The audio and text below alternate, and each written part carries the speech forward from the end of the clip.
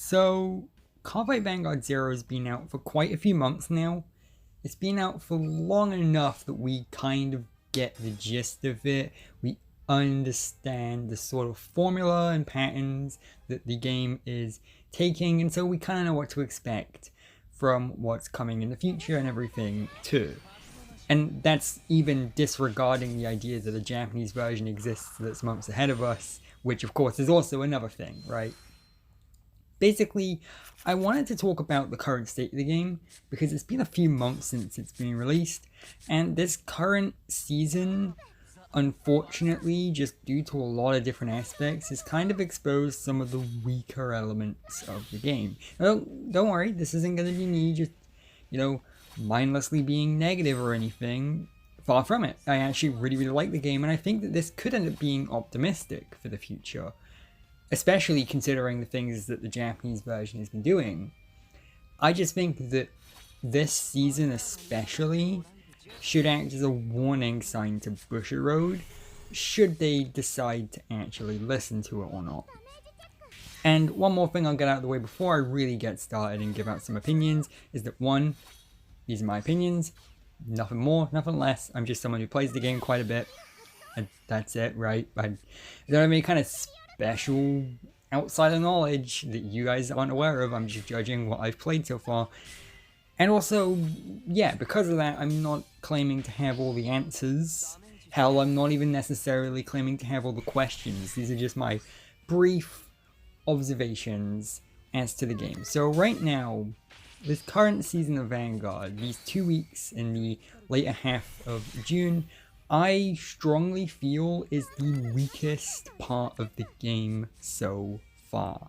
Now, when I say weakest, I don't necessarily mean awful or unplayable.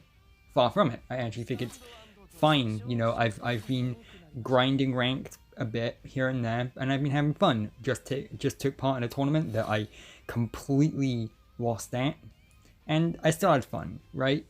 There's still ups and downs. In fact, before we get into some of the more negative elements, I'm going to talk about my favorite things this season. My absolute favorite thing this season was the Neo Nectar event. The Neo Nectar event is probably my favorite of any of the events, whether that be a clan event or a seasonal event so far. I think it's had the most interesting elements to it. I think Neo Nectar is a really fun and engaging deck to learn with a very noticeable skill curve. There we go. That makes it really compelling to build and learn how to play. And I think that has added a lot of variety to the game, having this new deck that is actually really fun and very skill based, and I really like it a lot. It's got a lot of mechanics to master. It's got a lot of decisions that you're making up in your head as you go. It's a very fun deck to play with. I really like the Neo Nectar deck a lot, and I just like the event as a whole. I think the clan events especially, they're very well done. My biggest problem with them is, well, the RNG of pack pulls, but even then, I can't complain with that because yes, a lot of people get bad pulls, but I got some pretty good pulls myself, and, well, it's a trading card game. There's always going to be that luck element to pack openings. So if that's my biggest complaint for the events, then it's a pretty good event. And yeah, it's a good event. I like it.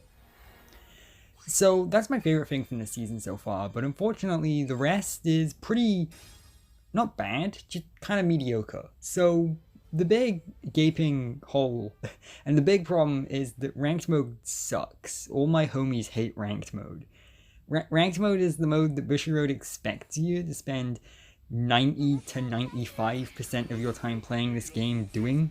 They want you to just kind of build a deck and put it together and then go to ranked mode and never come out again, basically. Just keep pushing ranked mode. And on paper, I love that idea. These kinds of games live or die based on their ranked mode. I think having a fun and compelling ranked mode is great. And to even play a little bit of devil's advocate for VP farmers, having a VP farmer every once in a while, kind of helps you relax some stress, get some free VP and wins. It's all fun. It's not all fun when it's the only thing you face against. And that's not me blaming any one individual person playing as a VP farmer. I get it. In my opinion, of VP farmers have changed and become a bit more nuanced as time's progressed. I went from outright hating and wanting to report and ban absolutely all of them when I first ran into them, to kind of gaining an understanding and appreciation for them, to kind of realizing that it's actually a problem on Bushiroad's side, not the VP farmer side. If there's an exploit that Bushiroad's allowing, it only makes sense for dominant strategy to take in. I get it. I still wish Bushiroad would address it some way. I'm not saying ban or even punish VP farmers. I'm saying give players who want to actually play the game an option, because ranked mode is basically the only worthwhile game mode right now, and it's not amazing because of the matchmaking. Again, I don't claim to have all the answers, but off the top of my head, I think a better matchmaking system, similar to something like Smash Bros, for example, where how Smash Bros lets you pick for fun and for glory. Something similar to that, where like, if you pick for glory, you get higher stakes. And so, you know, you lose more and maybe even drop ranks for losing, but you gain more for winning. And so only people who are not VP farming will go for that one, get the higher rewards, get the more fun and varied card fights.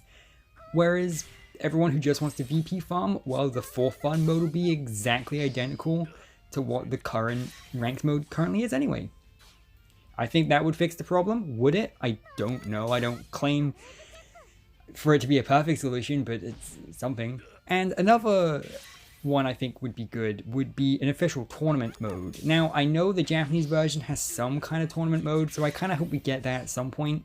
From what I heard, when the Japanese version's tournament mode first launched, it wasn't very good, and then they had to kind of fix it. And so I think the reason it's taking us so long to get it is so that we can get the fixed version immediately rather than having to suffer for the bad version.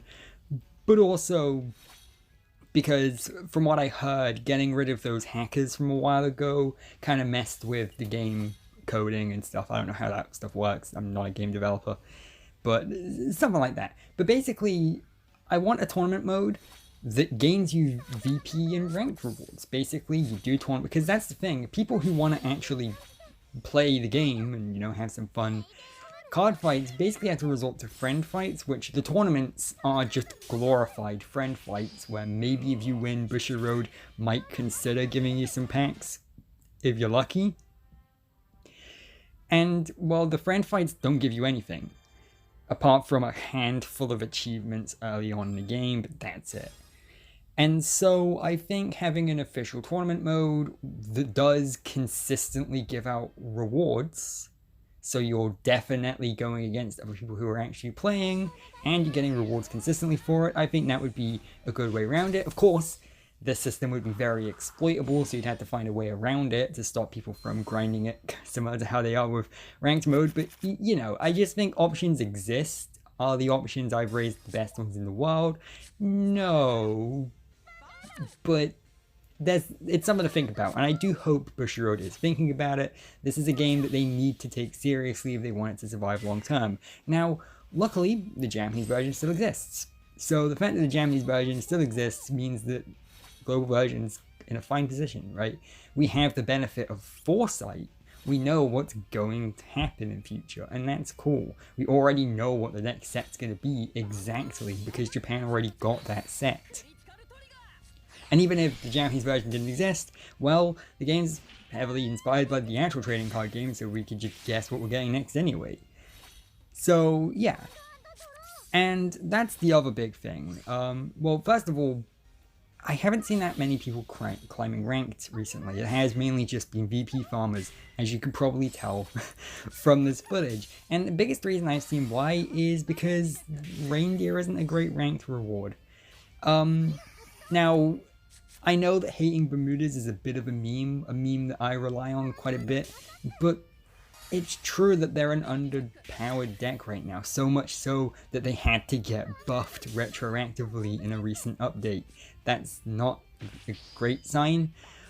And so the combination of Bermuda probably being the most divisive clan in the entirety of Vanguard, I guess, unless you count Bang Dream, I guess, or Token Rambo, I don't know. And Tranje, you mind if I ride Spider-Man? That's a real thing, by the way. But basically, the long and short of it is the Bermuda are already a pretty divisive clan just from their whole aesthetic and everything. And they're also pretty underpowered. Even the people I know who play Bermuda admit that they're currently underpowered. And so having reindeer as a ranked reward isn't a great incentive to get people to keep playing. Last season was very different to this one, even though it's in a similar situation, just because Perfect Riser was the reward. Perfect Riser being the reward was a compelling enough reward to retroactively fix most of my problems with this season. And of course, back then the cards were brand new, and that'll lead into my kind of big point in a sec. Whereas this season, most of the cards, other than the Neonectar ones, we've been with for at least a season. And so because of that, everyone's found their comfort zone. And that's not me saying that we're getting cards too slow. Far from it. I think kind of the opposite problem is true. I think back a while ago when we combined set 2 and 3, we got too many cards at once. And I wasn't a big fan of that. So I'm fine with the amount, like how consistently we're getting cards. What my biggest problem is, and you can tell this is the thing that I've been dancing around for this entire video, biggest problem with this season is that Magic Lord Blaster is too good. Now, okay. Before you say anything, this isn't me being butthurt that I've lost to Magic Lord Blaster before. Far from it. I don't mind. I don't mind losing to Magic Lord Blaster. It's part of the game, right? In fact, I've beaten Magic Lord Blaster quite a few times before. You know? The problem is because it's clearly top tier, and because the recent Royal Paladin rate up pickup gacha thing existed, and because of a lot of other reasons. Royal Paladin has been around since the very beginning of the game, so people could save up crafting materials for it well in advance, and so on and so forth. Basically, it made Magic Lord Blaster the most powerful deck in the game, and also very easy to get if you want it. Everyone who wants Magic Lord Blaster has pretty much built it by now, and that's a problem.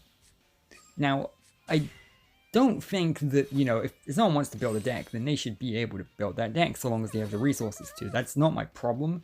The problem is it's so far and agreed upon to be the best deck that whenever you aren't running into a VP farmer, you are running into a Magic Lord Blaster, which, okay, that's fine. Until it's not. It just kind of... the problem isn't one big problem. It's not just Magic Lord Blaster. It's not just the weak season reward. It's not just the VP farmers. It's not just this. It's not just that. It's a combination of things. And that's why I think this season is a perfect example of the weaknesses of this game, because the stars just kind of happen to align and all the bad things seem to happen all at once. Which I think is good, because I don't see this happening again. Okay, don't get me wrong, I know that Aqua Force kind of becomes the new Magic Lord Blaster soon, but at the same time, the next season, the one that introduces limit breaks, is going to have 4 brand new clans, and even if they are noticeably worse than Magic Lord Blaster, they are new, and they are desirable. At least Ezel is desirable, Narukami's pretty desirable, Angel Feather's desirable to me, because gotta mention that in every video, right? Wink. And I've seen a lot of people interested in Great Nature, so even if those clans end up being weak, which I don't think they are, they seem pretty powerful to me, a lot of people are going to be playing them anyway, which is great. I think next season is going to be way more fun, and the rank reward is Pale Moon, which is great because Pale Moon needs more players. It's a great clan, it's just very underrated, and so maybe that rank reward will be enough to get people to actually play it. Hopefully, we'll see. Basically, I think I'm optimistic for the game. Truly, I am. I'm looking forward to it. I just think right now we're in a bit of a slump. And I think it's okay to admit that. In fact, I think it's kind of necessary to admit that. Because just closing your eyes and plugging your ears and going, no, the game's perfect, go away. It's just, these games depend on having a big concurrent player base. because the more people you have currently playing it and coming back to it every single day, the more likely those people are to, you know, drop a little bit of money on packs here and there. And that's how it gets most of its money, along with whales, but I don't think the whales contribute quite as much as everyone always says they do. I would like to think that a lot of the money does come from people just buying the odd pack here and there, rather than just people who drop all of their money on every single set. And basically, you don't want to scare people away with stagnant metas, you know, boring ranked mode matches, and all this and that. I think the game has a lot to learn, a lot of room to grow, but I think that's good. I think that's a good thing, and I think the Bushiroad should hopefully actually address it. Maybe I'm being optimistic, or maybe I'm being pessimistic. I don't know. I feel like I've come to a fairly nuanced sort of conclusion here. I don't know.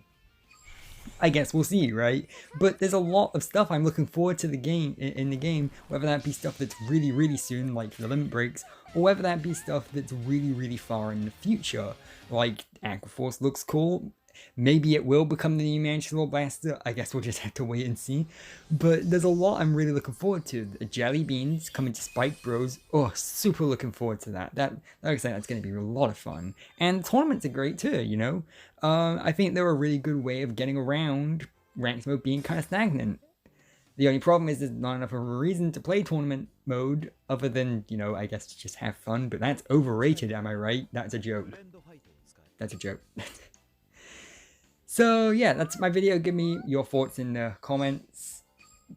You know, I would love to hear what you all think. Maybe I'm completely wrong. Maybe I am. I don't know. That's the difficult thing. I just kind of think of my own opinions and come up with them in my head. So I'll see you later with some more Vanguard Zero videos. And like I said, at the end of the day, I am still very excited to see more from Vanguard Zero. I just think it's important to kind of take note of the things that could be better. So I'll see you later with some more Vanguard Zero videos. And have a good day, I guess. Is that how I'm ending my videos now? I don't know.